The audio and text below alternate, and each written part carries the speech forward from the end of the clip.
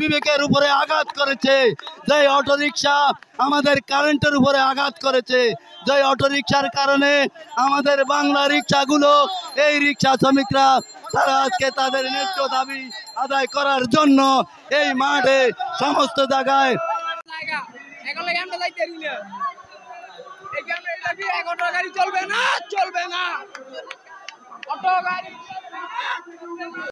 চাই আমাদের দাবি শহরে কোনো অবৈধ রিক্সা না চলুক। আমাদের বাংলা রিক্সা চলবে, অটো চলবে না। অল্প চলবে নিচে, উপরে কেন চলবে অটো? অটোর জন্য আমাদের ভাড়া হতেছে না, আমরা কি করে চলবো? অটোগুলোকে বন্ধ করতে হবে, এটা যা আমাদের আপত্তি জানাতেছি। এটা আমাদের মানতে হবে দাবিটা, এই দাবি আমাদের মানতে চাই। এই পর্যন্ত আমাদের বক্তব্য শেষ। আমরা সবাই মিলে অটো বন্ধ করতে চাই। আমরা যেন অটো কোনোদিন উপরে জানি না চলতে দিই, উঠে জানি আজ 10টার পরে।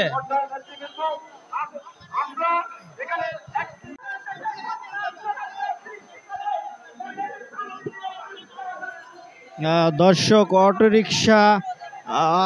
অটোরিকশা বন্ধের দাবিতে পায়ের যারা রিক্সা চালক আছে তারা কিন্তু বিক্ষোভ করছেন জাতীয় প্রেস ক্লাবের সামনে। তাদের দাবি অটোরিকশার জন্য তারা যাত্রী পাচ্ছেন না এবং তাদের অনেক সমস্যা হচ্ছে। সেই দাবিতে কিন্তু তারা আজকে এই প্রেস ক্লাবের সামনে কিন্তু আন্দোলন করছে। আমাদের দাবি বীর মুক্তিযোদ্ধা বাদশাহ কমান্ডার রিক্সা শ্রমিক আন্দোলনের কেন্দ্রীয় কমিটি থেকে পক্ষ থেকে বলতেছি, আমাদের বীর মুক্তিযোদ্ধা বাদশাহ কমান্ডারের পক্ষ থেকে আমি বলতেছি, সাংগঠনিক সম্পাদক পদে অটো রিক্সার বিরুদ্ধে আমরা দাঁড়িয়েছি। আমাদের সভাপতি বলছে শহরে কোনো অটো রিক্সা চলবে না। আমরা জেলা পাও গাড়ি চালাই, তারা আমরা কোনো খাইতে পারতেছি না, চলতে পারতেছি না। এই আমাদের দাবি। আমাদের নেতা আমাদেরকে বলছে কোনো অটো রিক্সা শহরে যেন না চলে। এই অটো রিক্সার বিরুদ্ধে যেন আমাদেরকে যেন রুখে দিতে প্রস্তুতি নিতে বলে।